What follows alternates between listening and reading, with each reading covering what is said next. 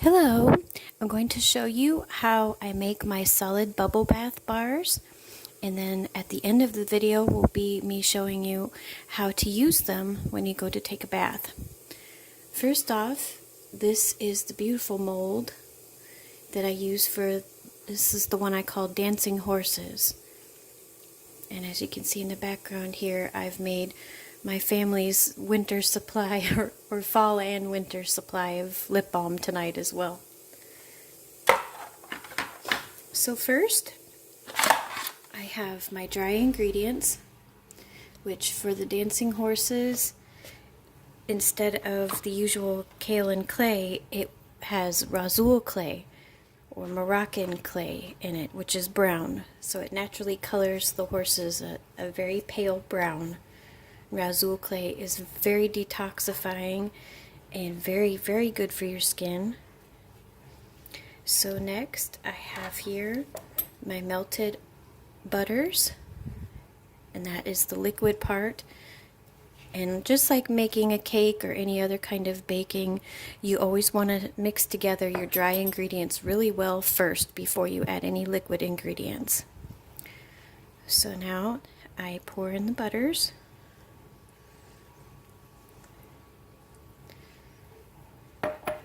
And the bubble bars always get a little bit of some vegetable glycerin. The bath bombs don't have that, but the bubble bars do.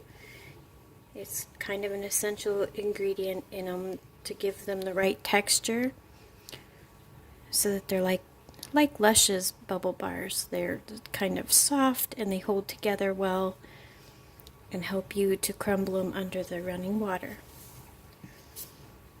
Okay, so now as you can see, everything's in the bowl, and I've already put in my essential oils for this are both a sticky resin. One is vetiver and one is benzoin. So they are not like regular essential oils that can go in drop by drop. They are very thick resin, so they have to be very carefully measured.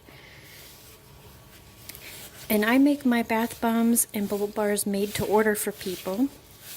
I find that works best for me because it makes sure that people's bath treats are very, very fresh, that they fizz and bubble well. When you use all natural ingredients and you don't use any chemicals of any kind, it makes the essential oils fade when they're old and they just won't fizz as good, and I just don't want that for people.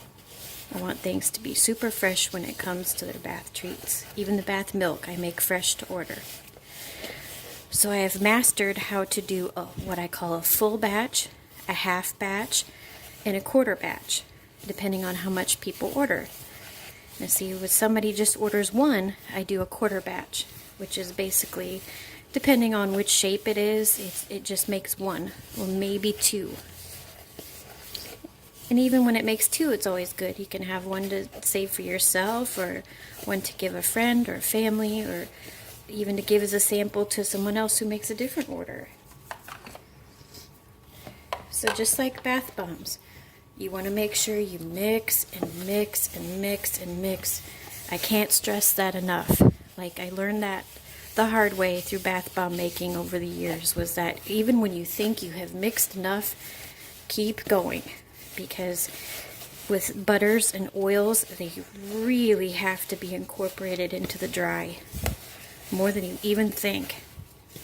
And as a matter of fact, the big bath bomb companies like Lush, if you watch any of their videos of how they make things, they use great big KitchenAid like mixers that mix things like that. So that's how intense the mixing process is. It's very important. It makes them mold correctly. If you skimp on it, it won't mold right. Alright, so we're going to take the horse mold, and as I've showed before, I put in just a little bit at a time, and then I push down right away, because you want to push down into all of the design as hard as you can, so that every bit of that horse is going to unmold right, where it won't be missing anything. It'll look perfect. I've found with these plastic molds, that's the best way, is that you do it kind of halfway, see? And really smush it into the details first. I'll try to carefully flip this over to show you. See, you can even look and make sure that everything is molded correctly, that it's all into the legs and all of the little tiny pieces. And then you fill in the rest.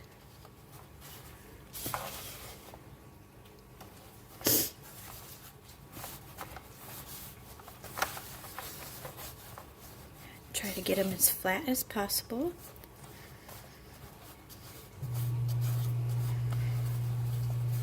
And if somebody orders, I make it the night before and then I unmold them in the morning, because sometimes if it's really dry in the air, you might be able to unmold the bath bombs within a few hours, like 6 to 8 hours or so, but the bubble bars take much longer because of that glycerin that's in it.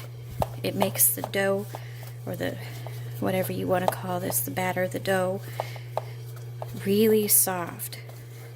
And if you try to unmold it too soon, it won't unmold right and you'll have disaster. So we've got one perfect in there, and there's just a tiny bit more, which I'll put into another one. It won't be enough to make another one, but it'll be enough for myself or for my daughter and my son to take a bath. What kid doesn't like bubbles, right? So again, just smush it down in there as hard as you can to get all the details of the horse.